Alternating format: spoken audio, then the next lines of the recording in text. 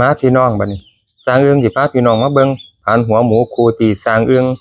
ออกแบบใหม่เนาะครับตัวเก่ามันสิแยก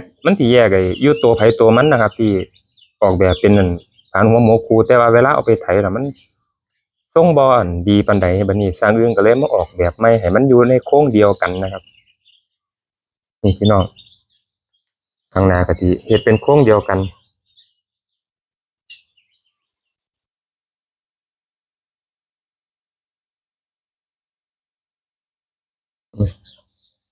สร้างเอื้องสิเฮ็ดโครงตัวนี้ขึ้นมาใหม่เนาะพี่น้องเนี่ยโครงตัวนี้ใส่เหล็กขออ้อย เย็บของอ้อยก็เอามาเย็บใส่กัน5 เส้นเนาะครับก็ถือว่าแข็งแรงเติบอยู่แต่ว่าผ่านบ่รู้เด้อพี่น้องแต่ว่าต้องเอาไปลองเบิ่งก่อนบัดนี้ตัวผาน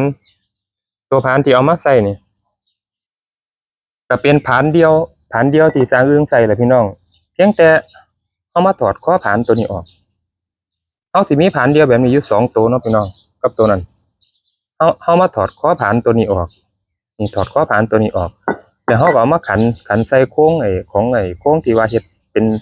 ป็นผานคูนี่ก็ใส่ได้เลยเนาะครับอันนี้ออกแบบไว้เพื่อในกรณีที่เราเอาไปลองแล้วมันใส่บ่ได้ผานตัวนี้เราก็จะบ่เสียหายเนาะครับเราก็เอามาขันใส่ข้อผานเดียวนี่เราก็ใส่ผานเดียวได้คือเก่าหรือบางทีถ้ามันหนักเกินไปนะพี่น้อง2 ผานถ้าสมมุติว่ามันหนักเกินไปมันไถบ่ได้จังซี่ผานเราก็บ่เสียหายเราก็มาขันตัวนี้ออกเราก็เอาไอ้ข้อผานเดียวมาใส่เราก็ใส่ผานเดียวได้คือเก่านี่ล่ะที่สร้างอึ่งออกแบบคือตัวนี้ก็จะสิปรับสูงต่ำได้ในกรณีที่เราอยากให้ผาน2 ตัวนี่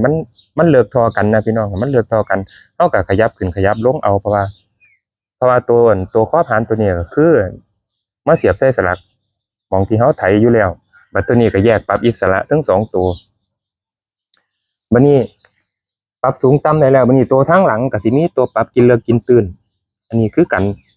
ทั้ง2 ตัวนะครับตัวนั้นก็ปรับกินเลิกกินตื่นได้คือกันก็เลยออกแบบเบิ่งว่าสิเอาไปไถลองเบิ่งล่ะพี่น้องว่ามันสิสามารถใช้ได้บ่คันมันใช้ได้หรือว่ามันจั่งใดคันมันใช้ได้จั่งค่อยตัวใดบ่ดีเราจั่งมาแก้ให้มันดีแต่ว่าก่อนอื่นก็สิเอาไปลองเบิ่งก่อนว่ามันสิได้หรือบ่ได้นี่แหละพี่น้องก็เป็นรูปลักษณะ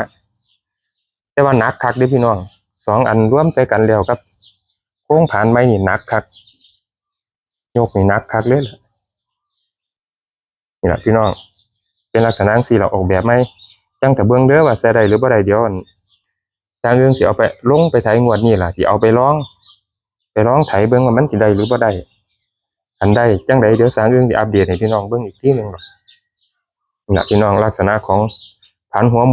มูคูที่ออกแบบใหม่เนาะครับเนาะ